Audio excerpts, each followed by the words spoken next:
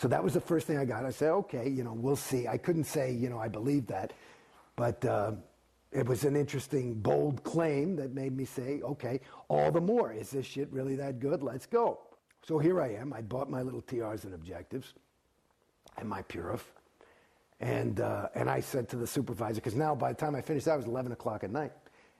And I'm like, okay, well, when do we start? She said, when can you come in to start the course, to finish up? I said, let's start tomorrow. I said, I could be here 7 in the morning. I said, well, we don't start till 9. I said, I'm come here to do something. I've been here all day. You guys say you got a product, you want it, So she came in at 8 o'clock for me. So I came in and I just started. And I read all my shit in there. And sounded good. And the first exercise is a thing called OT-TR0, which is basically where you sit 3 feet apart from somebody. You cannot have any thinking mechanism, and you close your eyes, and you're totally relaxed, but there's another person 3 feet in front of you doing the exact same thing. And the exercise is to be in communication with that person and your environment. But fully, the key word is confronting, which is, he defines as facing without flinching. So without thinking anything, like if I'm doing it with you, I'm thinking, okay, Mark, he's got that beard and he's probably hiding by. Then I'm flunking, because I'm thinking, instead of just being there, without any thinking. And so I have to be able to be, and you do this, it says, until you get a major stable win. Okay?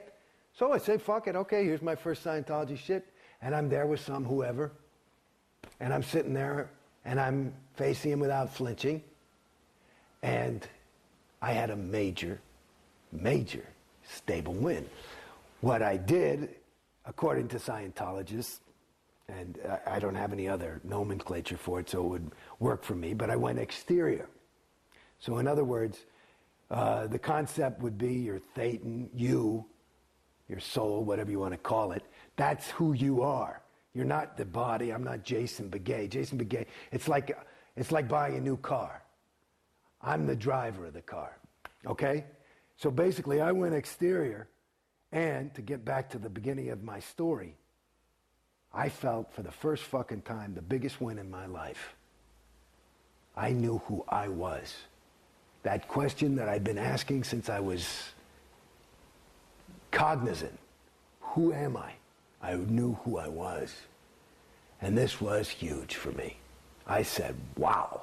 And this is not even that fucking auditing stuff they talk about. This is just some fucking, some thing. Yeah.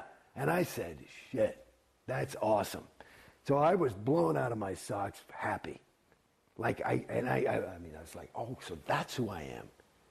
Because I knew I wasn't this thing, because I sometimes would have this personality. Sometimes I was a phony. Sometimes I was, you never know if you're real or not, But then there's those moments when, so it's like, who are you? And I could create effects on people and stuff. This is all this growing up. I mean, it was really interesting. Why would this person like me? I knew why I liked them, but why did they like me? Well, you said back in class that you didn't trust yourself. Why didn't you trust yourself? I didn't know who I was. So I go down and I say, okay, I want to buy this clear thing. I'm going to do that, because that's enough for me. I just go right there. No reg ever had to reg me. As a matter of fact, I used to reg the regs. They would fucking run, because I'd do things to them, and stuff like that. I'd fuck with them. I like doing that. But at any rate, so I go to the reg, I say, I want to do this thing, and I figure it's going to be like, between 5 and 10 grand. Because the Purif thing was like 1,100. Friggin' clear thing, it's going to be more. But I figured, what the fuck? I had a couple of bucks saved, and I said, what? Well, I buy the fucking, they tell me the price of the thing, and that's another thing. The way they just can't say, oh yeah, the clear, it's 1,150. It's like they just have to. They're not used to somebody just coming in and saying, let me get that thing. So that was hours and hours and hours.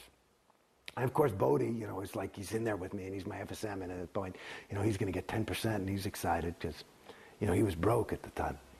And at any rate, it was like 50 grand. So within 3 weeks, within 3 days, and I probably had 60 grand in my name at that point. I plopped down 50. I said, let's go.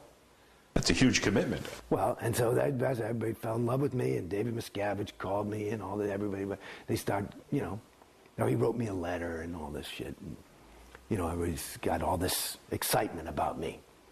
And then the other thing was that part of the reason it cost 50 grand also was because they said, you know, training. I said, what's fucking training? And they said, you mean I can't do, I just thought you sat there, you held those cans. I'd done it in the interview, it sounded easy. I say, and if it's going to be that great, and I remember reading what clear is and all that, sounds pretty fucking good. And all I'd done is sat there and I knew who I was. That's all I'd ever, which probably the biggest win I had in Scientology was on that first day. At any rate, so I go to, they sell the training. I said, what's that? Well, you learn to be an auditor. I said, listen, you know, I'm an actor, I'm not an auditor. You know, that's cool. You know, blah, blah, blah, and they're trying to get me to do this thing and buy a fucking e-meter. And I, you know, 3,000 watt for that fucking thing? It looks like a fucking transistor radio. And, but I'm like, oh man, okay. But I trust them. I figure, you know, because they're delivering a thing. These are good people. You know what I mean? And I'm also looking at these people, and it's these decent people. They're decent, and I'm trusting. So, and they are. And so they sell me the training. They tell me, finally, the only reason I bought the training, they said it's half the wins. Oh, so you, in order to get the wins of the auditing and really going clear, you have to be trained. I said, well, then give me the training package. So I bought a class 5 training package because they said you had to be trained as trained as you're clear. And I said, what's a clear guy? So a class 5.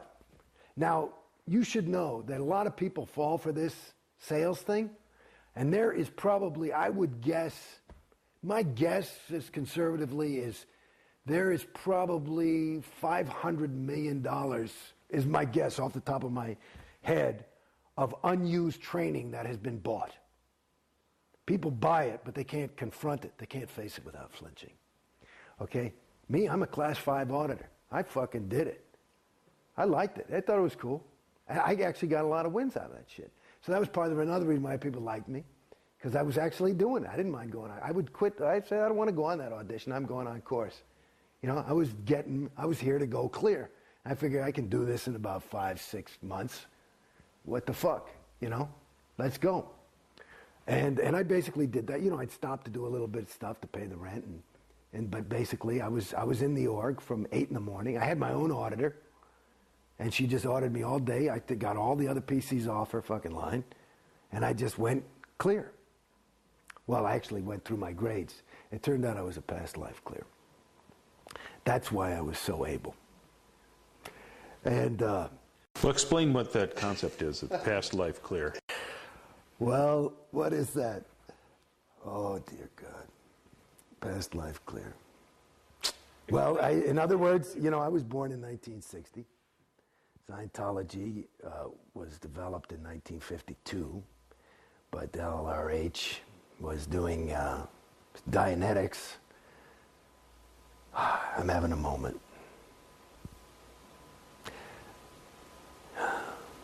See, this is part of the moments of coming out of Scientology, for me at least. I think it might be something common to a lot of people, but there are moments where you just feel a loss. And it's not a loss of, I miss Scientology by any stretch. It's a loss. It's a regret of having invested so much in something that is empty. And so there are these moments, I just had one, where you just go, whew.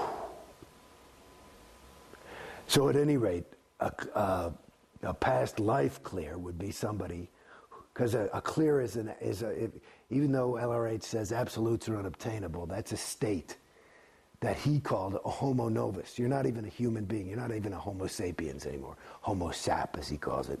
You're a homo novus, which would be new man in Latin.